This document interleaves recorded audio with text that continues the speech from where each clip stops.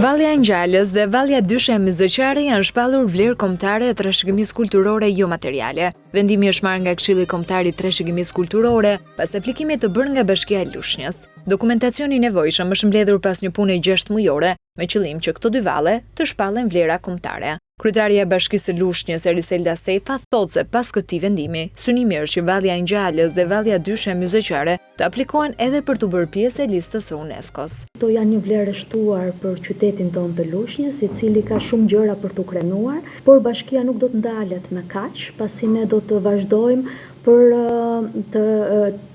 të kërkojmë që të dyja këto vallet të përfshihen edhe pjesë e UNESCO-s. Nëse ne arrijmë që këto t'i fusim edhe si pjesë të UNESCO-s, patjetër që bashkia pastaj bëhet përfituese dhe fondeve përkatëse në mënyrë që këto vlera të trashëgimisë kulturore ne të kemi mundësi t'i promovojmë akoma më shumë edhe me aktivitete të ndryshme kulturore që mund të mbështeten nga këto financime. Kriteret specifike për këtë shpallje lidhen me vjetërsinë e valleve, identitetin dhe rëndësinë e tyre shoqërore. Sipas dëshmive të deritanishme, Valja e Ngjallës dhe Valja Dyshe e Myzëqare janë krijime që kanë lindur brenda komunitetit dhe janë luajtur tradicionalisht në festa të ndryshme.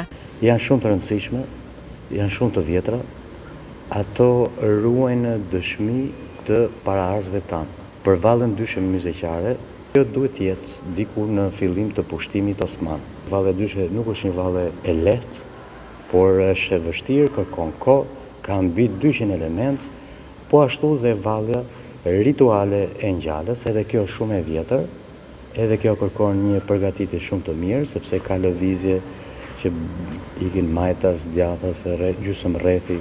Shpallja e këtyre valleve si vlera kombëtare konsiderohet një hap i rëndësishëm për ruajtjen dhe promovimin e trashëgimisë kulturore të zonës së Myzëqes.